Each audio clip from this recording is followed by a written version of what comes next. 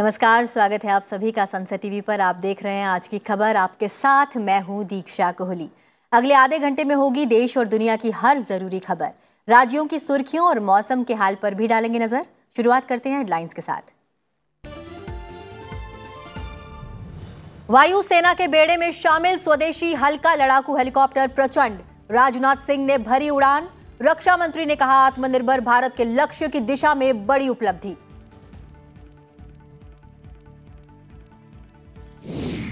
Online सट्टेबाजी के विज्ञापनों पर सरकार सख्त। सैटेलाइट चैनल, न्यूज वेबसाइट्स और ओटीटी प्लेटफॉर्म पर विज्ञापन नहीं दिखाने की सलाह। सूचना और प्रसारण मंत्रालय ने जारी की एडवाइजरी। गुजरात को विकास परियोजनाओं की सौगात। गांधीनगर में राष्ट्रपति ने 1330 करोड़ की परियोजनाओं का किया उद्घाटन और शिलान्यास। कहा, गुजरात के उद्यमियों ने पूरे विश्व में बनाई विशेष पहचान।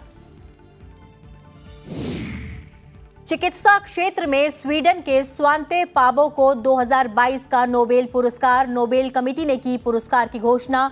मानव के क्रमिक विकास पर खोज के लिए अवार्ड। और T20 महिला एशिया कप में भारत की लगातार दूसरी जीत। मलेशिया को डकवर्थ लुइस से 30 रन से हराया। सलामी बल्लेबाजी सबिनेनी मेघना का शानदार अर्धशतक।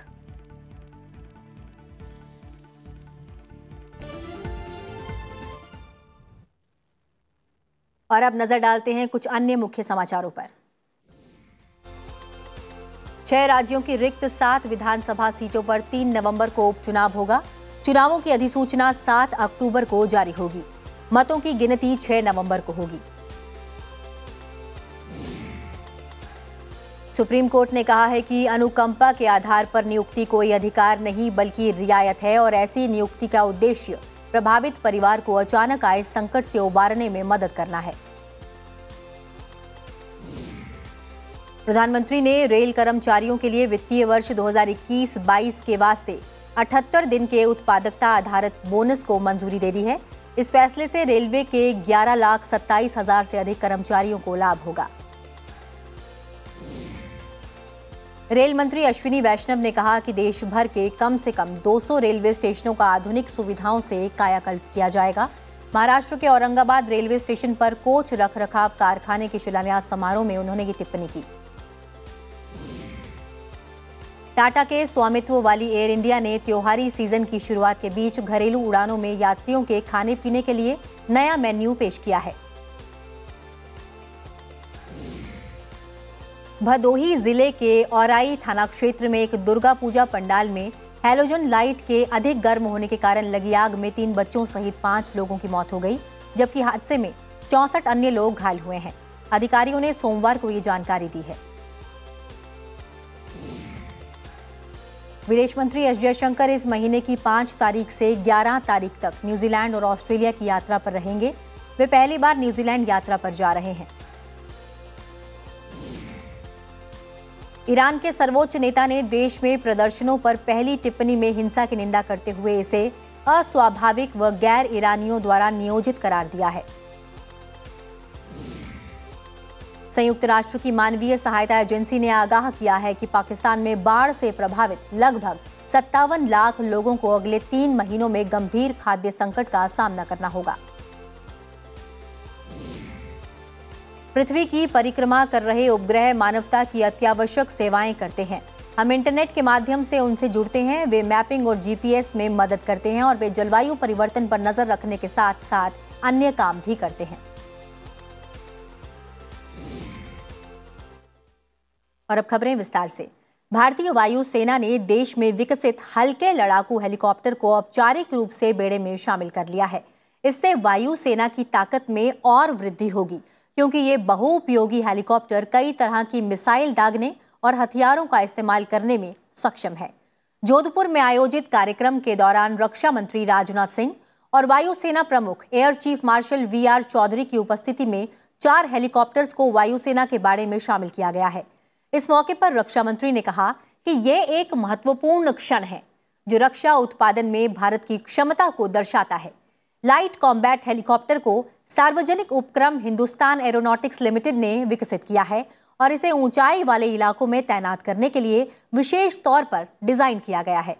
जोधपुर एयरबेस स्टेशन से राजनाथ सिंह ने प्रचंड से उड़ान भी भरी। 1999 के करगिल युद्ध के बाद से ऐसी हेलीकॉप्टर की आवश्यकता महसूस की गई थी। 5.8 टन वजन के और 2 इंजन वाले इस हेलीकॉप्टर से पहले ही कई हथियारों के इस्तेमाल का परीक्षण किया जा चुका है। इस साल मार्च में प्रधानमंत्री की अध्यक्षता में सुरक्षा मामलों की मंत्रिमंडलीय समिति ने स्वदेश में विकसित 15 लाइट कॉम्बैक्ट हेलीकॉप्टर्स को 3,887 करोड़ रुपए में खरीदने के लिए मंजूरी दी थी।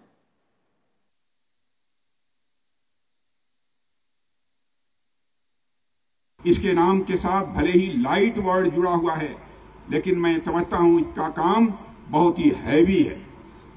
साथियों, एलसीएच या किसी भी प्लेटफॉर्म की उड़ान को मैं केवल उस प्लेटफॉर्म की उड़ान नहीं, बल्कि ह्यूमैनिटी की, अब तक की साइंस और टेक्नोलॉजी के नॉलेज की उड़ान के रूप में देखता हूं। केंद्र सरकार ने सट्टेबाजी से जुड़े ऐप या वेबसाइट के विज्ञापनों को लेकर नए दिशा निर्देश जारी किए हैं। बता दें कि केंद्र सरकार ने न्यूज वेबसाइट्स, ओटीटी प्लेटफॉर्मों और निजी सैटेलाइट टीवी चैनलों से कहा है कि वे सट्टेबाजी से जुड़े विज्ञापन न दिखाएं। निजी सैटेलाइट टेलीविजन चैनलों को भी ये चेतावनी दी गई है। सूचना और प्रसारण मंत्रालय ने अपनी एडवाइजरी में कहा है कि ये देखा गया है कि सट्टेबाजी के प्लेटफॉर्म का प्रमोशनल कंटेंट और विज्ञापन अभी भी कुछ डिजिटल न्यूज और ओटीटी प्लेटफॉर्म्स पर दिखाई दे रहा है। सरकार ने कहा कि कुछ ऑनलाइन सट्टेबाजी प्लेटफॉर्मों ने डिजिटल मीडिया पर सट्टेबाजी प्लेटफॉर्मों का विज्ञापन करने के लिए एक सरोगेट प्रोडक्ट्स के रूप में समाचार वेबसाइटों का उपयोग करना शुरू कर दिया है। सट्टेबाजी और जुआ भारत के अधिकांश हिस्सों में अवैध गतिविधि है। मंत्रालय ने कहा कि ऑनलाइन सट्टेबाजी और जुआ प्लेटफॉर्मों के विज्ञापन प्रतिबंधित हैं। राष्ट्रपति द्रौपदी मुर्मू ने आज गुजरात में विभिन्न परियोजनाओं का शिलान्यास और उद्घाटन किया है। राष्ट्रपति 2 दिन के गुजरात दौरे पर हैं। राष्ट्रपति बनने के बाद ये उनकी पहली गुजरात यात्रा है। राष्ट्रपति द्रौपदी मुर्मू ने आज गांधीनगर में Gujarat medical and education research society परिसर में 1,330 करोड़ रुपए की लागत वाली विभिन्न परियोजनाओं की शुरुआत की। इसमें स्वास्थ्य, सिंचाई, जलापूर्ति और बंदरगाह विकास से संबंधित कई परियोजनाएं शामिल हैं।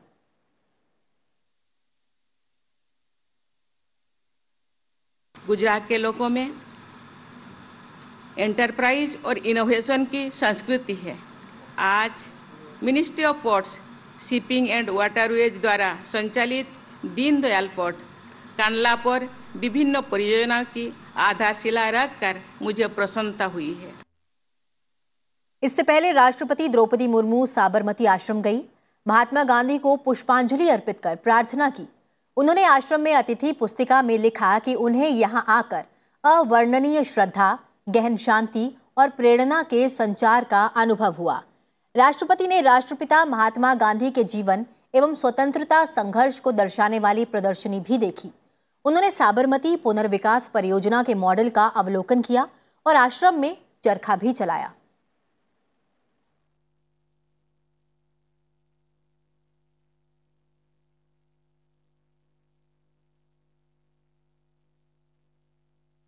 कांग्रेस अध्यक्ष सोनिया गांधी कर्नाटक के मैसूरू पहुंची हैं। वो आगामी 6 अक्टूबर को भारत जोड़ो यात्रा में शामिल होंगी। पार्टी महासचिव जयराम रमेश ने दिल्ली में बताया कि सोनिया गांधी बृहस्पतिवार को यात्रा में शामिल होंगी। उन्होंने कहा कि दशहरे के कारण 4 और 5 अक्टूबर को यात्रा को विश्राम दिया जाएगा और फिर 6 अक्टूबर की सुबह यात्रा प्रारंभ होगी। लंबे समय के बाद सोनिया गांधी पार्टी के किसी सार्वजनिक कार्यक्रम में भाग लेंगी।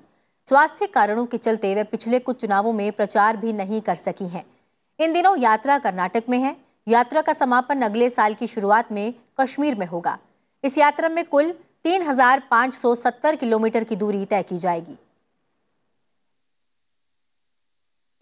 कांग्रेस अध्यक्षा सोनिया गांधी जी 6 तारीख को भारत जोड़ो यात्रा में शामिल होंगी। मंड्या जिले में ज्यादा वक्त नहीं लेंगी पर शामिल जरूर होंगी। निर्वाचन आयोग ने आकाशवाणी पर वर्ष भर चलने वाले मतदाता जागरूकता कार्यक्रम मतदाता जंक्शन का शुभारंभ किया। मुख्य निर्वाचन आयुक्त राजीव कुमार ने दिल्ली में इस कार्यक्रम का शुभारंभ किया। इस अवसर पर मुख्य निर्वाचन आयुक्त ने कहा कि ये कार्यक्रम देश भर के मतदाताओं में जागरूकता पैदा करने में मदद करेगा। उन्होंने बताया कि कार्यक्रम की प्रत्येक कड़ी चुनावी प्रक्रिया पर एक विशेष विषय पर आधारित होगी। कार्यक्रम के तहत 52 कड़ियां होंगी और प्रत्येक की अवधि 15 मिनट की होगी। यह कार्यक्रम हर शुक्रवार को Vividh Bharati, FM Rainbow, FM Gold और आकाशवाणी के प्राइमरी चैनलों पर प्रसारित किया जाएगा।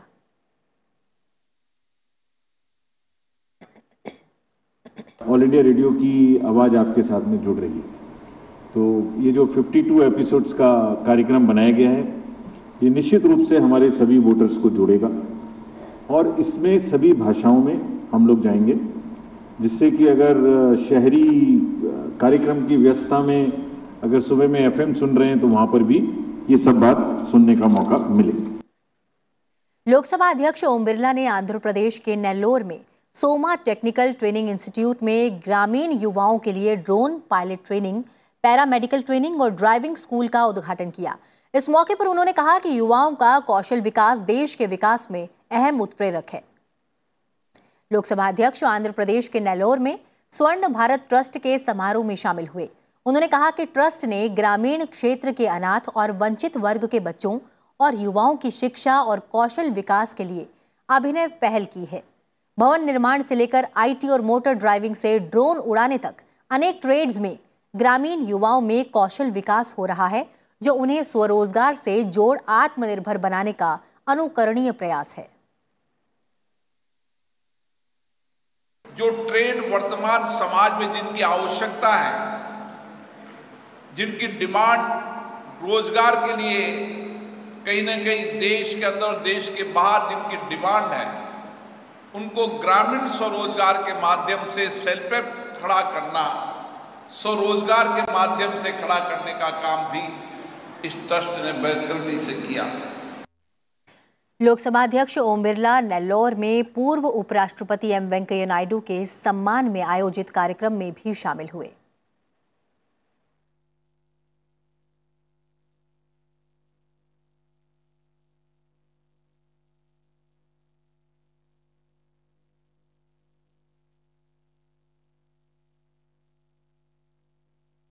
और आज की खबर में वक्त एक छोटे से ब्रेक का। जल्द हाजिर होंगे, बने रहिए सनसेट टीवी के साथ।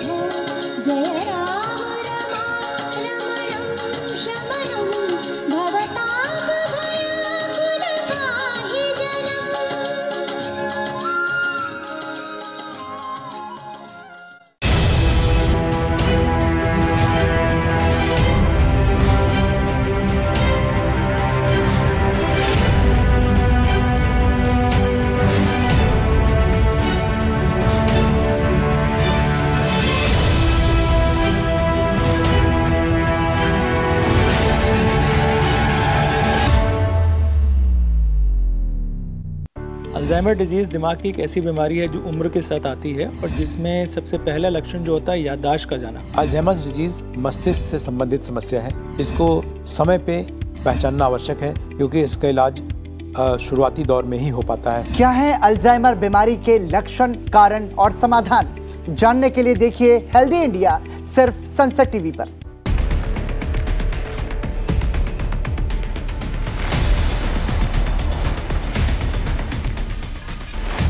Nature and You, the Environment Series, aim is to awake and aware people to protect our environment, be it climate or wildlife crisis, depletion of ocean resources, waste management issues. Only on Sunset TV.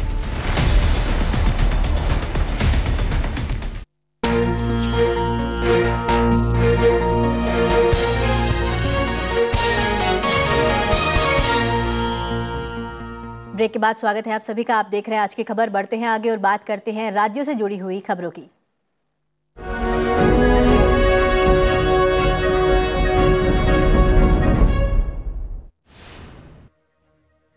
केंद्रीय गृह मंत्री अमित शाह की 3 दिवसीय जम्मू कश्मीर यात्रा को लेकर सुरक्षा व्यवस्था को चाक चौबंद किया गया है।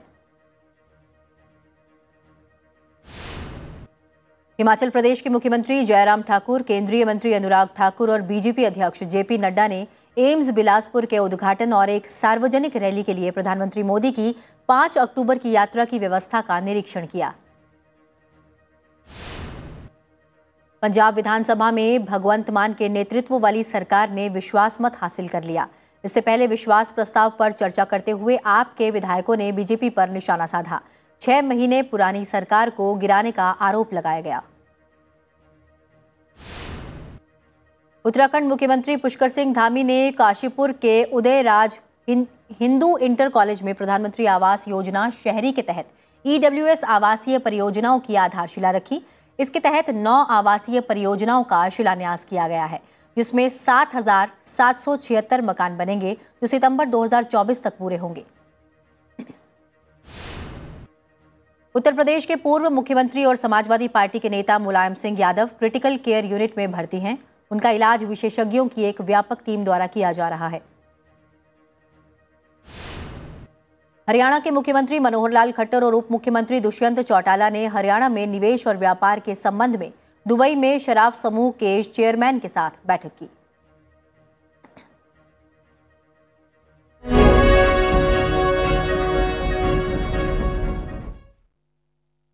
वायुसेना ने बम की धमकी के बाद ईरान की राजधानी तेहरान से चीन के ग्वांगझाऊ जा रहे महान एयर के एक यात्री विमान को रोकने के लिए अपने लड़ाकू विमान उसके पीछे भेजे।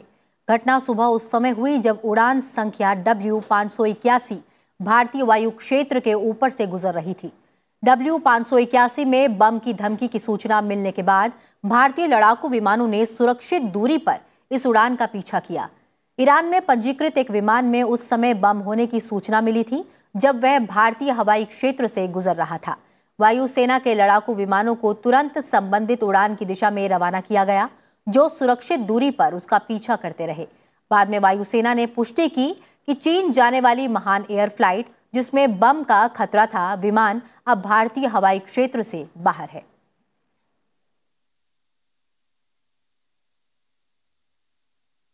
और अब खबरें अंतर्राष्ट्रीय जगत से।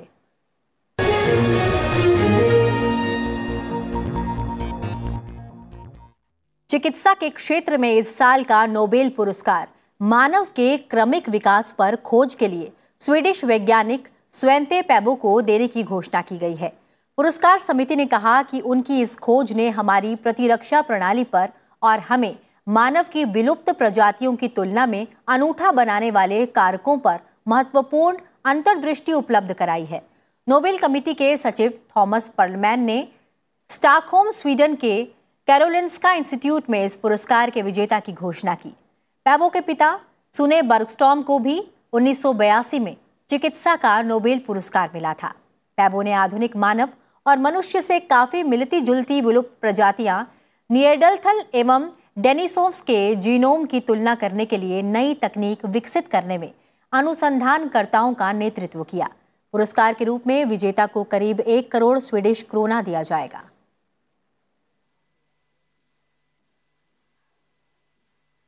ब्रिटेन की सरकार ने विवाद गहराने के बाद पिछले महीने घोषित कर कटौती पैकेज के उस प्रावधान को वापस लेने की घोषणा की है, जिसमें अमीरों पर कर की ऊंची दर में कटौती की बात कही गई थी।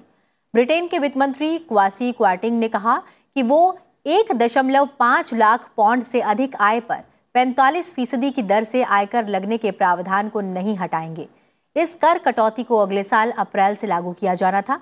दरअसल उच्च आय वाले तबके को आयकर की ऊंची दर से राहत देने की 10 दिनों पहले की गई घोषणा का व्यापक स्तर पर विरोध हो रहा था। इससे सत्तारूढ़ कंजर्वेटिव पार्टी के संसद सदस्य भी खुश नहीं थे और वे इसे वापस लेने का लगातार दबाव डाल रहे थे। ट्रस ने अर्थव्यवस्था को मजबूती देने के वादे के साथ पिछले महीने प्रधानमंत्री पद संभाला था, लेकिन उनकी सरकार ने पहले महीने ही विवादों में घिर गई। यूक्रेनी सैनिकों को देश के दक्षिणी खेरसान क्षेत्र में नई बढ़त मिली है। उनका ये अभियान जारी रहा जो मॉस्को के लिए असहज स्थिति पैदा कर रहा है। यूक्रेन के लिए खेरसान मुश्किल युद्ध का मैदान साबित हुआ है और यहाँ पिछले महीने देश के दूसरे सबसे बड़े शहर खार्किव पर फतह हासिल करने के मुकाबले उन्हें अपेक्षाकृत धीरे धीरे सफलता मिल रही है। खेरसान उन 4 इलाकों में शामिल हैं जिन्हें क्रेमलिन प्रायोजित जनमत संग्रह के बाद रूस ने पिछले सप्ताह खुद में विलय करने का ऐलान किया था।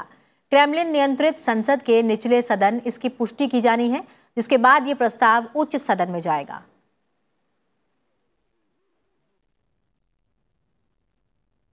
भारतीय महिला क्रिकेट टीम ने T20 महिला एशिया कप 2022 का दूसरा मुकाबला भी अपने नाम कर लिया है। मलेशिया के साथ हुआ मैच बारिश के कारण बाधित हुआ और डकवर्थ लुइस नियम से भारत 30 रन से विजयी घोषित कर दिया गया। बता दें कि सिलहट में मलेशिया ने टॉस जीतकर भारत को बल्लेबाजी के लिए बुलाया। भारत ने पहले बल्लेबाजी करते हुए 20 ओवर में 181 रन बनाए। एस मेघना ने शेफाली के साथ मिलकर पहले विकेट के लिए 116 रन की शतकीय साझेदारी की। एस मेघना ने 69 रन और शेफाली वर्मा ने 46 रन की शानदार पारियां खेली। ऋचा घोष ने नाबाद 33 रन बनाए और मलेशिया ने लक्ष्य का पीछा करते हुए 5.2 ओवर में 2 विकेट के नुकसान पर 16 रन बनाए, जिसके बाद बारिश के कारण मैच रोका गया। आखिरकार डकवर्थ लुइस नियम के अनुसार भारत ने मैच 30 रनों से जीत लिया। इससे पहले भारतीय महिला टीम ने श्रीलंका को हराया था। वेस्टइंडीज के क्रिकेटर क्रिस गेल ने जोधपुर में जमकर गरबा डांस किया। इस मौके पर क्रिस गेल पारंपरिक भारतीय परिधान में भी नजर आए। चलते चलते आपको छोड़ जाते हैं इसी की तस्वीरों के साथ। फिलहाल मुझे दीजिए इजाजत, अपना ख्याल रखिए और देखते रहिए सनसेट टीवी। नमस्कार।